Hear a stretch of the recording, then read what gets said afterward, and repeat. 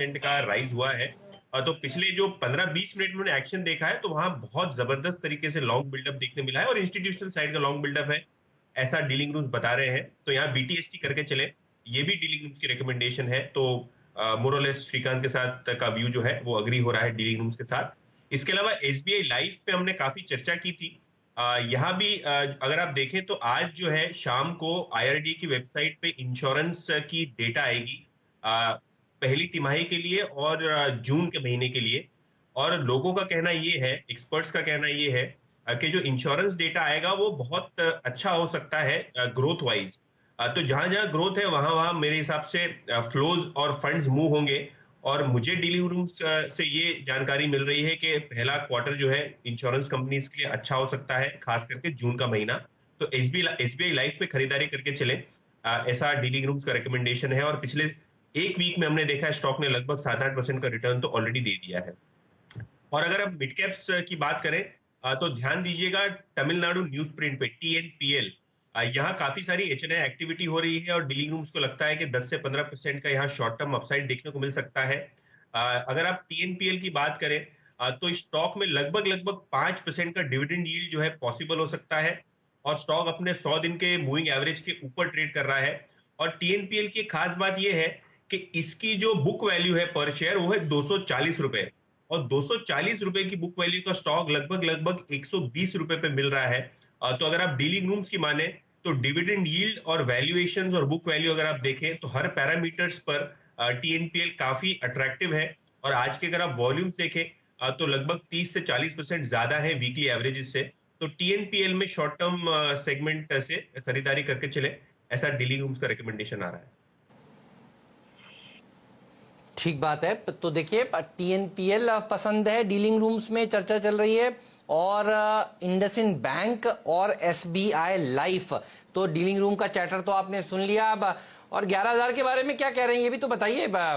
400 point ऊपर इस हफ्ते या अगले हफ्ते, हमारा काउंटडाउन तो बता रहा है इस हफ्ते हो जाएगा। अब थोड़ा इस तरह की चैटर भी बताया करिए, चर्चा क्या चल रही है? सब लोग बुलिश है, क्लाइंट्स फोन करके डीलिंग रूम्स में कॉल कर रहे हैं कि हमें भी लेना है। अब देखिए हेमंत, एक छोटा सा फियर भी है मार्केट में कि काफी तेजी से बढ़ रहा है, काफी लेफ्ट आउट फीलिंग हो रही है।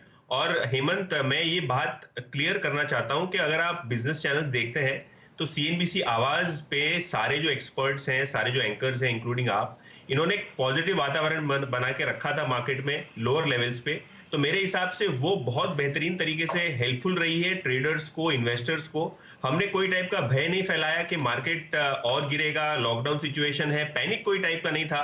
तो मेरे हिसाब से 11,000 तो पॉसिबल एक सेंटिमेंटल लेवल है, लेकिन मेरे हिसाब से सीएनबीसी आवाज जिसने देखा उसके पैसे तो जरूर बने हैं।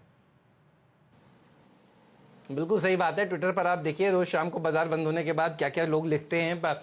तो आप देखिए तेजी होगी। और एक सुदीप बंदोपाध्याय साहब से पूछता हूं।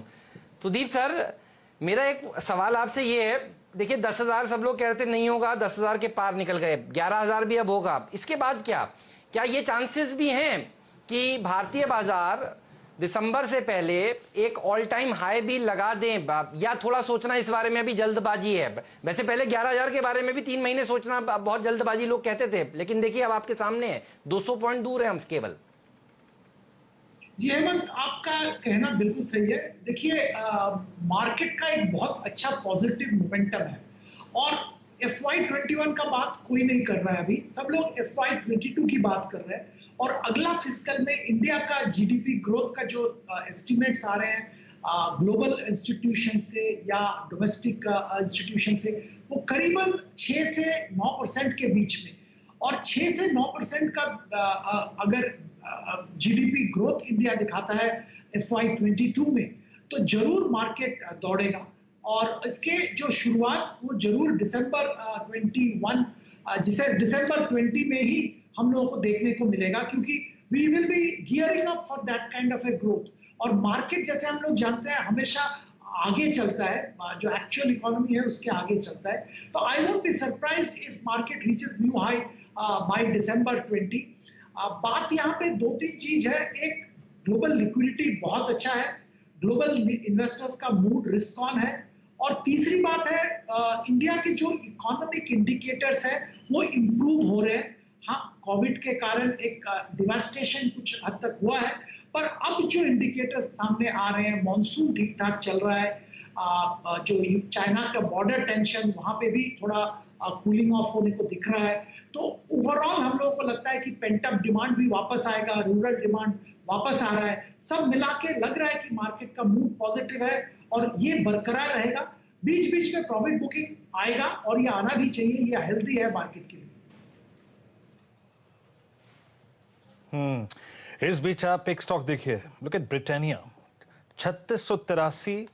याद रखिए, इस भाव का मतलब है कि ब्रिटानिया अपने ट्रेडिंग करियर के अब तक के सर्वोच्च स्तरों पे है। गौरतलब है कि 2018-19 इसके लिए बहुत साइडवेज रहा था, लेकिन इंडेक्स में शुमार होने के बाद यानी 29 मार्च 2000 के बाद 29 मार्च के बाद इस स्टॉक में देखिए कि करीब हेमंत मूव आया है 2113 से लेकर करीब 3700 रुपए का, यानी 1600 रुपए ऐड किए हैं इसने। आप कंप्लीट करिए। 1600 रुपए पूरा आईटी ये है। जी जी जी,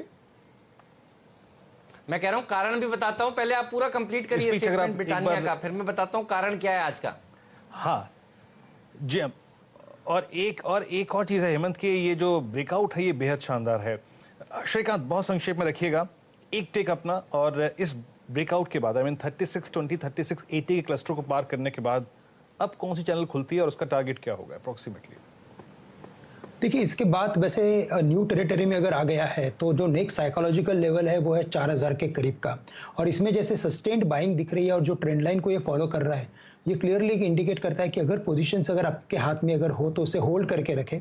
कम से कम 3900 से लेकर 4000 के लेवल्स हम देख सकते हैं, बट ये बेस्ड ऑन टेक्निकल्स है, क्योंकि अगर आप देखेंगे तो काफ़ी सारे जो रिपोर्ट्स हैं वो इतने स्ट्रांग नहीं है, इतने बुलिश नहीं है, लेकिन ये स्टॉक जो है वो अपने लेवल्स को मैनेज करते करते आगे जा रहा है। तो 3500 के ऊपर जब ये निकला था तभी इसने जो नेक्स्ट टारगेट्स डिसाइड किए थे वो 4000 के करीब के थे। तो मुझे लगता है करंट लेवल से भी इसे लॉन्ग करें अगर पोजिशनल व्यू हो तो, बट अगर काफ़ी शॉर्ट टर्म अगर व्यू हो तो मुझे लगता है कि हम थोड़ा एक करेक्शन का इंतजार करें और उस करेक्शन में बाय करें। ठीक बात है। तो एजीएम है और एजीएम है आज इसकी, तो कल सुबह सुबह आपको आशीष वर्मा नजर आएंगे एजीएम की पूरी डिटेल बताने के लिए। और तेजी इसलिए है क्योंकि जब टाटा कंज्यूमर ने कल जो एजीएम हुई उसमें ये साफ कह दिया है कि बहुत मामूली सा ही इम्पैक्ट पड़ा है उनके ऊपर, तो उनकी कमेंट्री बहुत अच्छी थी। तो इसीलिए देखिए आज ब्रिटानिया में तेजी हुई है और आज बीबीटीसी में भी तेजी हुई है। तो आप देखिए बीबीटीसी भी डायरेक्टर साहब दिखाइए, ब्रिटानिया, बीबीटीसी, बॉम्बे डाइंग, ये सारे के सारे स्टॉक्स एक साथ ले आइए। देखिए यहां पर भी आज एक्शन देखने को मिला है। तो वाडिया ग्रुप की कंपनियों के ऊपर कल सुबह सुबह फोकस इसलिए होगा, आज लोगों ने जो तेजी करी है इसके पीछे का कारण है एजीएम्स। तो और एजीएम्स के ऊपर गहरी पकड़ सीएनबीसी आवाज रखे हुए हर रिपोर्ट आपके सामने हम आप पेश कर रहे हैं। ये देखिए बीबीटीसी में भी 4% की तेजी है, इसके पीछे और कोई कारण नहीं है, सिर्फ और सिर्फ यही कारण है।